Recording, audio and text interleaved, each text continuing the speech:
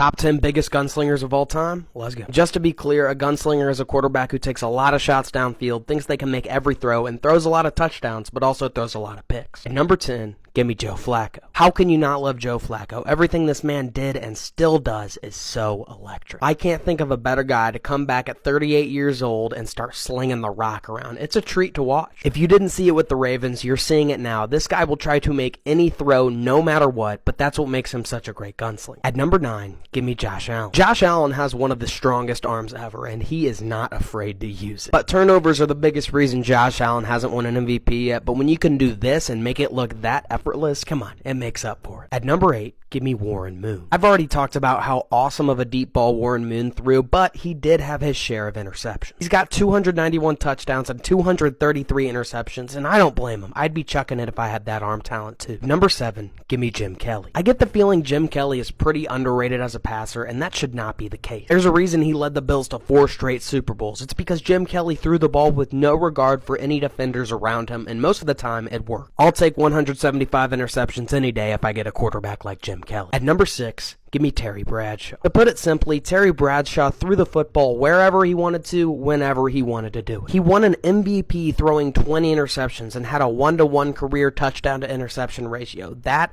is why. His highlights are hilarious. The whole time it's Terry Bradshaw saying, well, I got a receiver down there somewhere, and chucking up a deep ball. At number 5, give me Sonny Jurgensen. Just because he played back in the 60s, a lot of people don't know about him, and it's a damn shame. As I watch this guy's film, I'm thinking to myself, this guy played in the 60s, that's how ahead of his time he was. 255 touchdown passes is a crazy amount for when Sonny Jurgensen played, and yeah, he had 189 picks. At number 4, give me Sammy Baugh. Sammy Baugh is the true original gunslinger. Came into the league in 1937. Nobody was passing the ball, and Sammy Baugh comes in, starts slinging it around. His nickname was literally Slingin' Sammy. I don't know how it can get more gunslinger-esque than that. And he also threw for more interceptions than touchdowns, so yeah, he liked to throw it around. At number 3, give me Dan Fouts. Yet another extremely underrated quarterback. Dan Fouts could throw the pigskin. That Chargers offense built on the Air Coryell scheme. It revolutionized the game of football, and Dan Fouts was at the center of it. Deep ball after deep ball after deep ball. The Dan Fouts play style was insane, and it made him an all-time great gunslinger. At number 2, give me Dan Marino. Don't get me wrong, Dan Marino is one of the most accurate passers ever, but he would always try to fit balls in crazy tight windows. And because of that, he threw 252 interceptions. This is by no means discrediting Dan Marino. I'm just trying to explain how Dan Marino was a big-time gunslinger and a very aggressive quarterback. And the biggest gunslinger of all time, it's gotta be Brett Favre. He's the all-time interception leader, and he's thrown for over 500 touchdowns. It's the peak of gunslinging. Did he make some of the dumbest throws ever seen on a football field? Yeah, but for all those dumb throws, he made even more amazing ones.